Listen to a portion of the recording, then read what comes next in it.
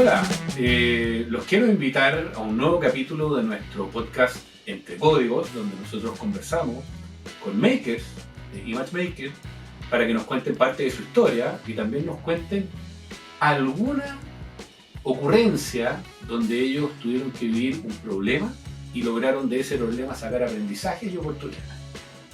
Esta vez hemos invitado a nuestro Delivery Director, Chief Delivery Officer, orgullosamente desde hace algunos meses. Chief Delivery Officer, Guillermo Crisóstomo. Bueno, Guillermo no solamente está a cargo del área, yo creo, más grande de Matchmaker, sino que también tiene una vasta experiencia liderando personas, liderando proyectos, así que imagino que tendrá muchas cosas entretenidas que contarnos, buenas y malas. Así es. Inicialmente, muchas gracias por esta invitación. Bueno, igual nosotros hemos hablado mucho en otros contextos también acerca de nuestras experiencias. Yo también he tenido la opción de hablar contigo, Cristian, mucho, de aprender mucho de ti, aprender mucho como del equipo, y obviamente siempre es bueno compartir esas experiencias con el resto de las personas, porque siempre yo creo que uno puede ir aprendiendo a partir de la gente que escucha, a partir de la gente que lee, etc.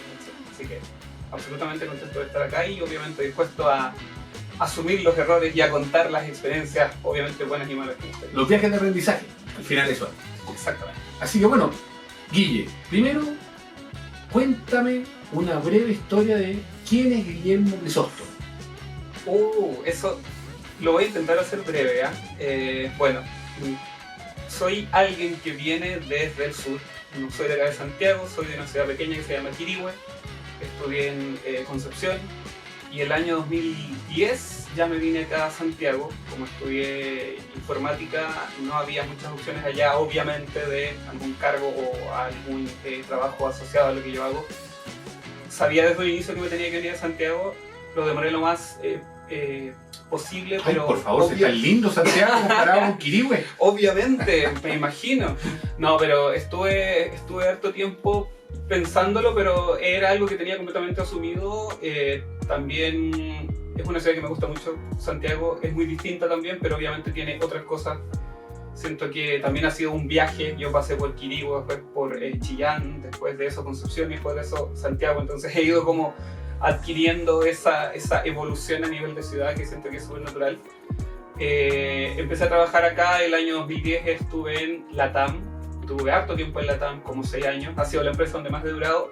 La segunda es Image Maker, estoy cerca de cumplir ya 4 años acá en Image Maker y súper contento, o sea, ha sido un viaje realmente a nivel de crecimiento y experiencia. Y bueno, estuve inicialmente en LATAM, después de eso estuve en Falabella trabajando. Posteriormente me fui a Globant, que fue la competencia un tiempo. Estuve trabajando como Agile Coach, siempre enfocado en todo lo que tiene que ver con agilidad. En un principio desde el roadmap de, por ejemplo, Scrum Master, después ya liderando equipos, después como Agile Coach, y luego tuve la opción de venirme acá a Image Maker, donde el desafío era mayor. Uno siempre como Agile Coach es como una especie de consultor, como alguien que va asesorando a otras personas, pero las decisiones siempre están en otras personas.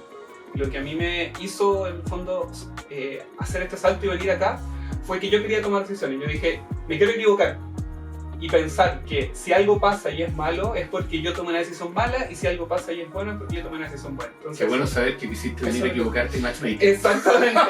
Exactamente, porque es bueno, porque significa que Matchmaker nos da la opción de equivocarnos. Y yo hay algo que obviamente reconozco mucho en eso, que es que desde el punto en el que yo topé la puerta y entré acá, sentí esa opción, sentí el espacio de equivocarse. Es algo que yo también impulso dentro de mi equipo. Me acuerdo que en otras empresas, yo estuve, por ejemplo, trabajando en un banco que es muy grande,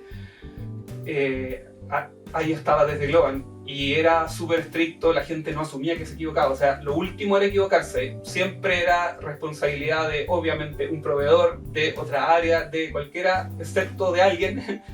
Y acá entré a una empresa donde lo primero que dije probablemente, porque muchas veces uno cuando está empezando se equivoca, exactamente, fue como, ups, perdón, no sabía cómo era esto.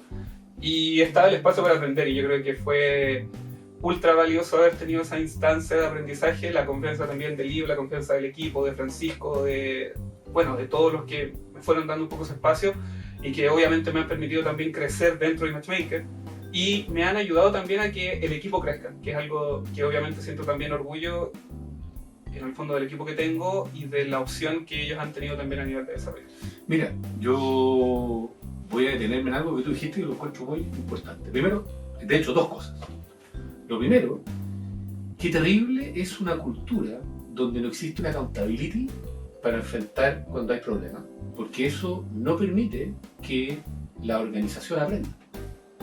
Y qué común es, sobre todo en grandes empresas en Chile, encontrarse con un ecosistema interno donde la primera reacción que se tiene frente a un problema es empezar a derivar culpas, perdiendo un montón de energía que debería estar orientada a lo que tiene que estar, que es un buen diagnóstico, una buena solución. Sí, y eso me hace recordar una historia. Me acuerdo cuando yo estaba había gente de los equipos que se reía, porque cuando habían caos, como que ellos decían que aparecía algún gerente o algo diciendo, no, yo exijo responsables, no quiero soluciones, quiero responsables. Y es como, al revés debería ser. O sea, ¿por qué buscar antes un responsable y no buscar una solución? ¿Por qué no ir al fondo del asunto, solucionar lo que digo yo, apagar el incendio y luego nos damos cuenta de si fue porque quedó una vela prendida, porque hubo un cortocircuito, porque alguien dejó una colilla de cigarro? O sea, el incendio es la solución. Y como hombre de operaciones, porque tú eres un hombre de operaciones ahora, es fundamental ese enfoque. O sea, primero la solución, primero el cliente, primero resolver el problema y después, ¿cierto?, atacar las causas internas, las responsabilidades.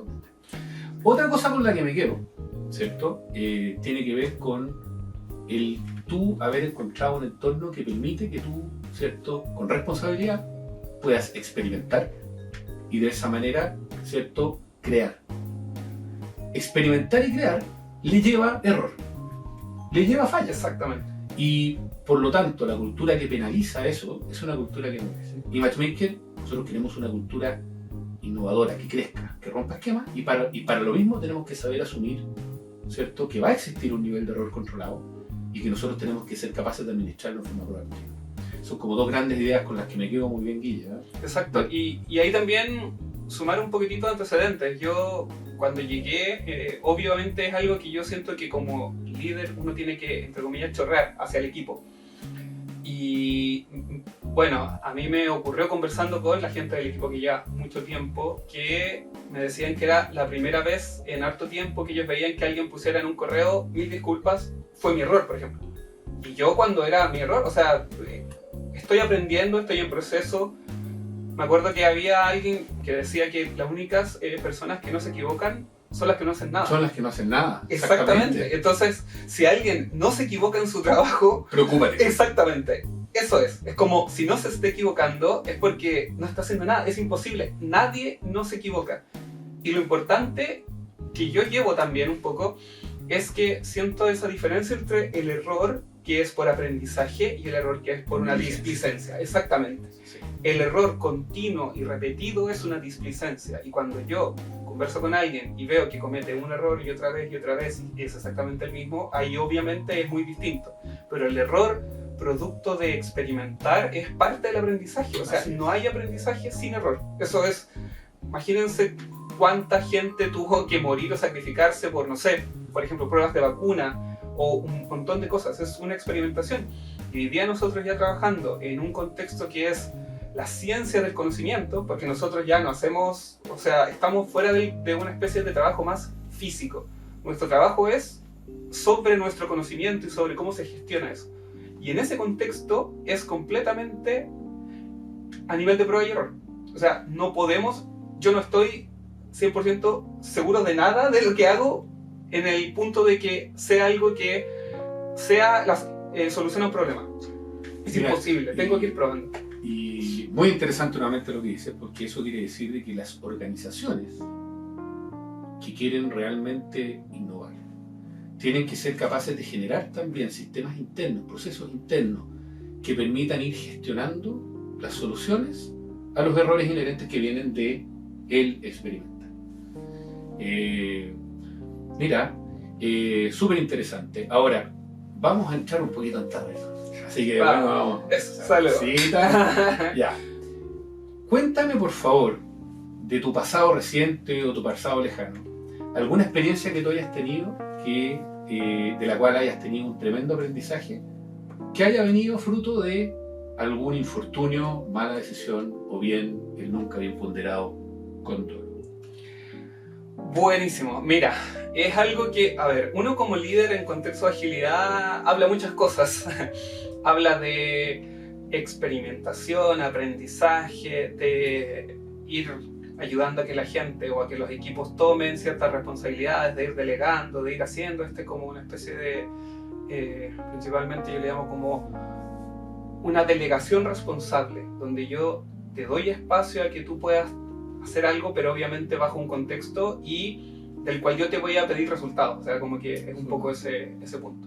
Sin embargo, me pasó mucho tiempo en lo que tiene que ver con principalmente nuestros KR, que nosotros trabajamos con estrategia y ese tipo de cosas, que tiene que haber sido fácilmente un año y medio en el que yo hacía como que delegaba, o sea, yo entregaba responsabilidades a los equipos, pero hasta cierto punto. Y al final siempre la ejecución de las iniciativas que iban a permitir lograr ese KR, al final lo tomaba yo.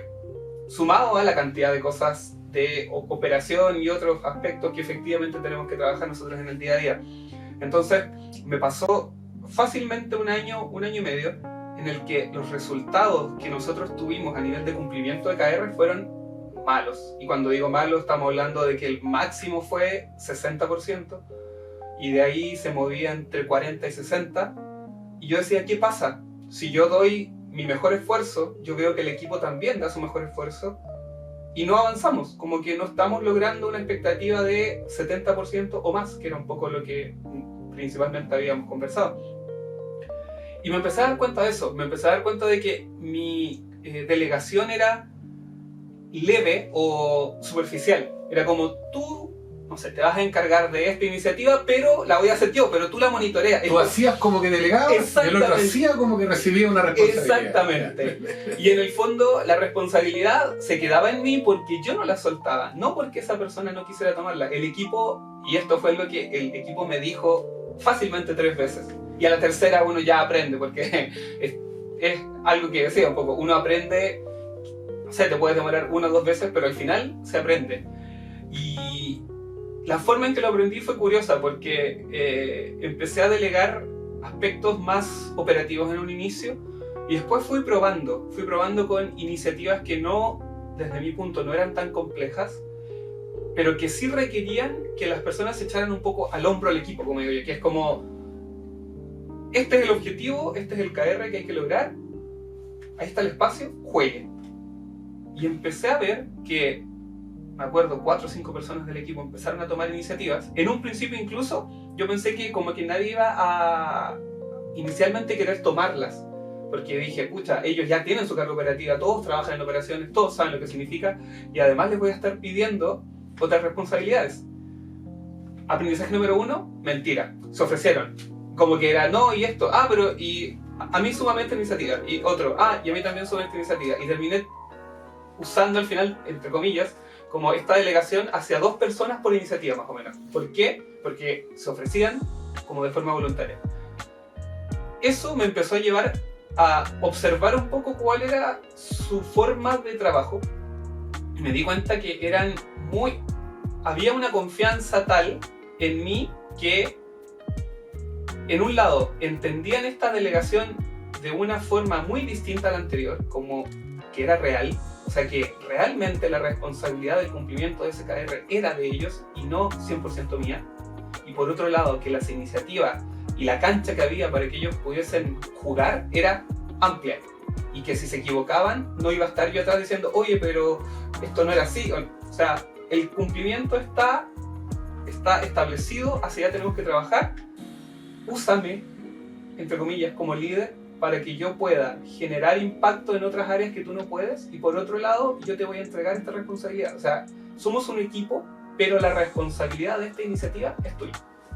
Interesante, porque aparte, mira, en lo que tú estás diciendo veo muchas cosas que son como aprendizaje de hecho para la organización entera, digamos. Lo primero, hay un ejercicio ahí de liderazgo de parte tuya. De liderazgo grande.